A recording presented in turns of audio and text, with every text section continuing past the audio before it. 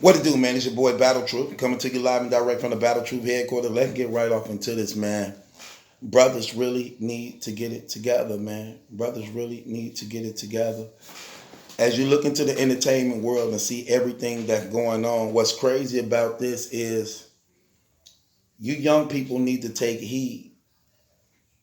Being a rapper is the most dangerous profession in the world right now to be in the United States. A black rapper. If you look at what's going on, these brothers getting killed all over the United States. Some popular, some not, some local. If you look at how many getting incarcerated and arrested, the spirit that's on that profession is damaging. Damaging. When you add in the equation of the rebellion, the drugs, the disrespect, the arrogance, pride, and clout chasing, and the selling out, overly possessive and obsessive over these females that lead guys into the actions that they do. This is the most dangerous profession in the world to be and want to become. Look at all the evidence around you. These young guys is making all this money in a rebellious stage. Fathers wasn't really in their life. Mothers couldn't have no control over them as they got of age. Now they addicted to these drugs and pills. This super bionic weed that they got out now that people would just think is social and attractive. Oh, it's just marijuana, it's just weed. This different.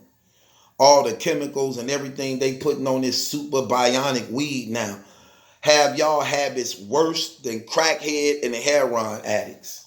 Do y'all know that? Do y'all know the social marijuana drug is like worse than crack and heroin addicts? You could never sell a crackhead a piece of rock that big for $50 and $100. No, you can't. No, you can't. You're not gonna go for it. Not at all. But yet, you could tell people, you could sell people a gram, 2-3 grams of weed, $40, $50, $30. Right. And people need it just as bad as crackhead and heroin addicts need crack and heroin. But they paying a higher price for it. The weed is more expensive than the crack and heroin. That's a fact. I remember I said this and people thought I was crazy. I remember an ounce of weed used to be $50 when I was hustling. The good stuff. Even the bad stuff, it didn't matter. Weed was weed. We just went for who had the best and who didn't. But all of it was $50 an ounce. Now, an ounce of weed running like 200, 300, depending on the grade it is. And these young boys out here addicted to it because it got heavy bionic chemicals and everything on it. And these young guys starting out young, 12, 13, 14, 15 years old, addicted to weed, but you don't have no income coming in. Then it's a downer. Every drug is a up or a downer. So when you're smoking weed, it's a downer. So it puts you in that slump where you lazy, don't want to do nothing, take away your energy, get you tired early. Then you got these young dudes who can't finance the habit they're addicted to now. So it goes to stealing from your family and loved ones and friends, and then sticking up people and robbing them and things in the street to supply your habit. So the murder rate go up. Then you got these young girls addicted to it. They ain't got no money. They having sex for blunts and weed. You know how guys get them. Oh, you want to smoke? You want to smoke? Where you at? Yeah, I want to smoke. Come to.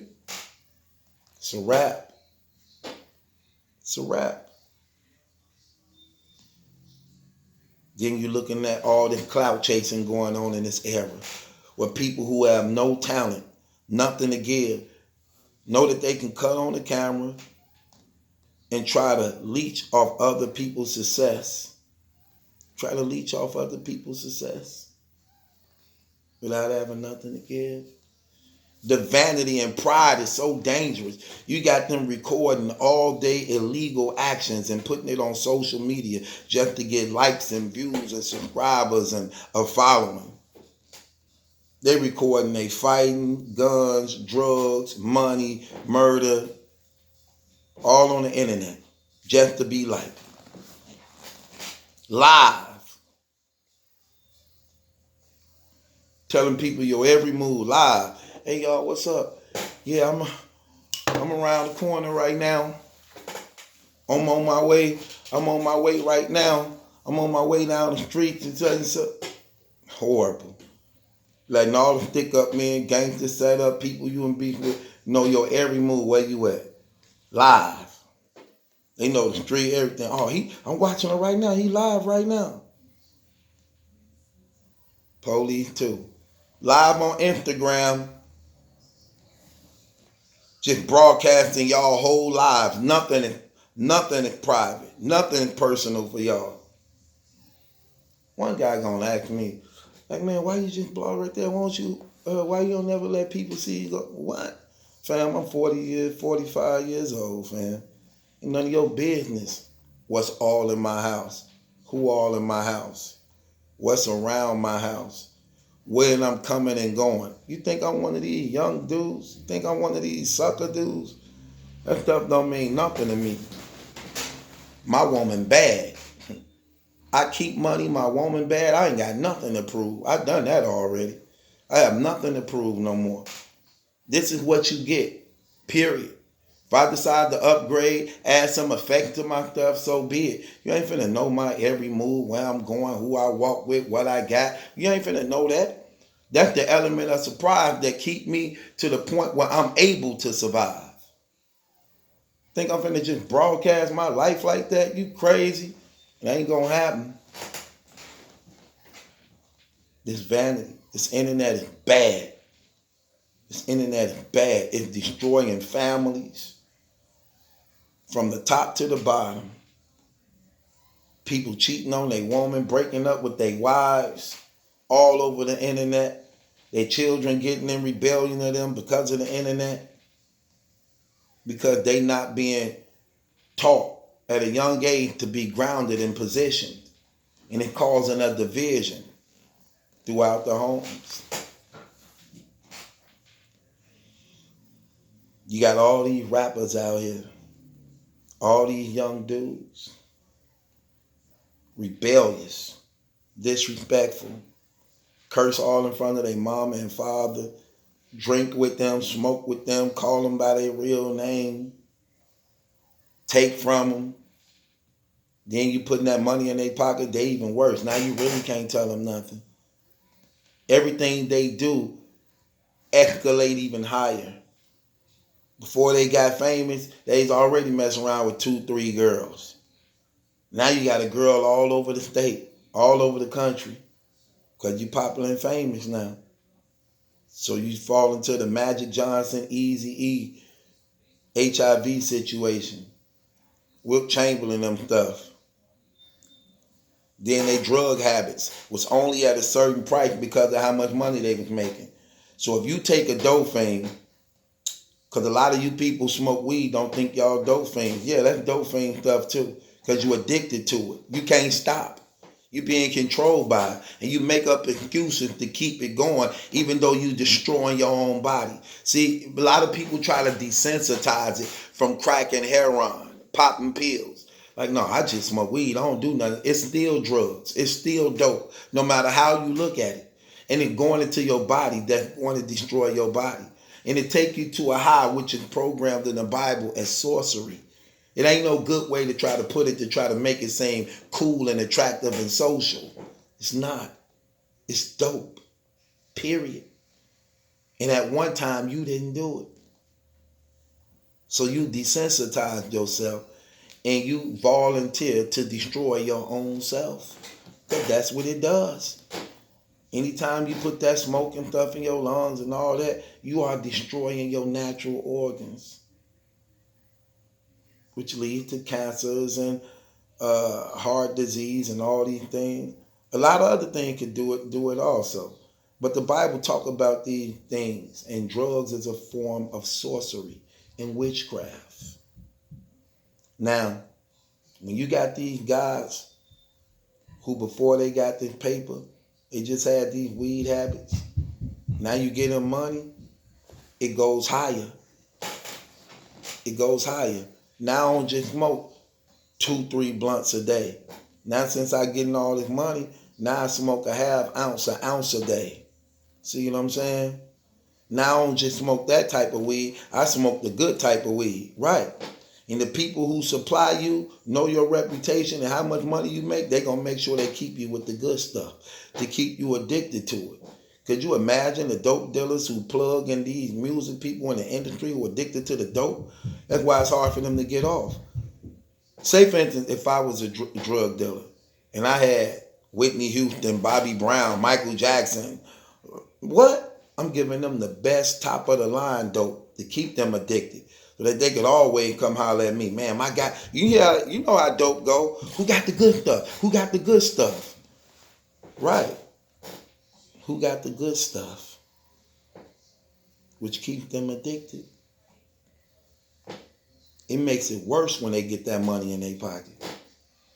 Then you got the whole industry, all these young dudes, they don't even have an idea that they up under FBI investigation.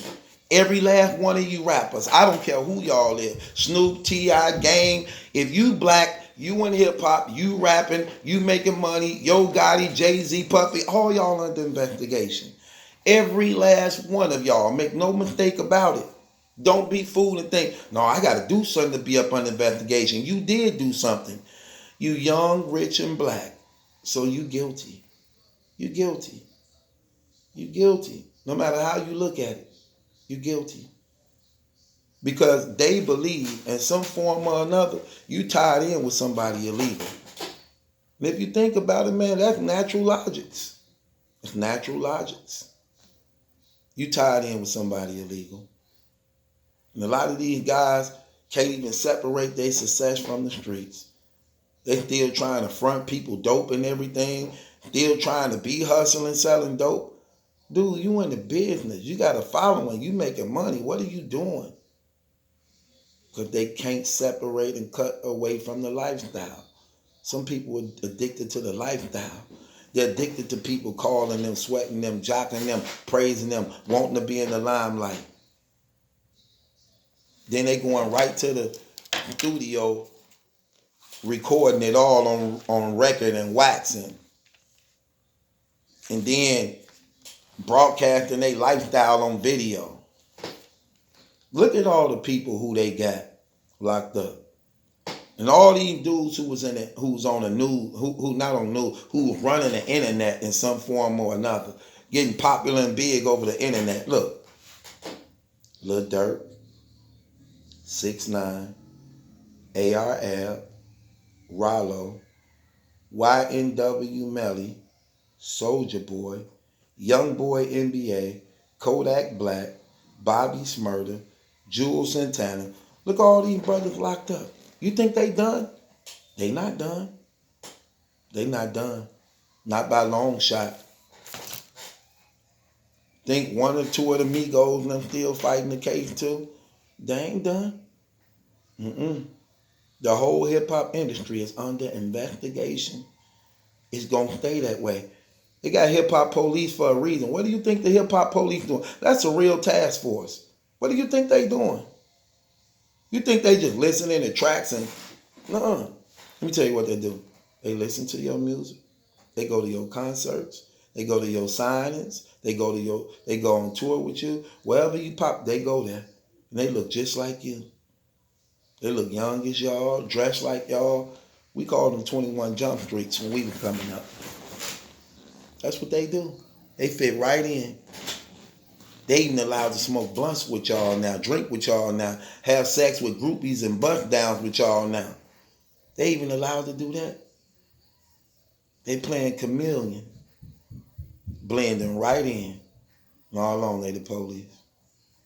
Jay Reeds. Come on, man. You brothers need to get it together. You brothers need to really get it together. But brothers get that money and they feel they safe. They feel they got a license to do wrong because they believe money gonna get them out of any bad situation they put themselves in. And that's not true. They always end up learning the hard way. They always end up learning the hard way. Then when you look at how the system is designed to some degree, this is how it goes to some degree. If you broke, you have to do more time and pay a lesser fine.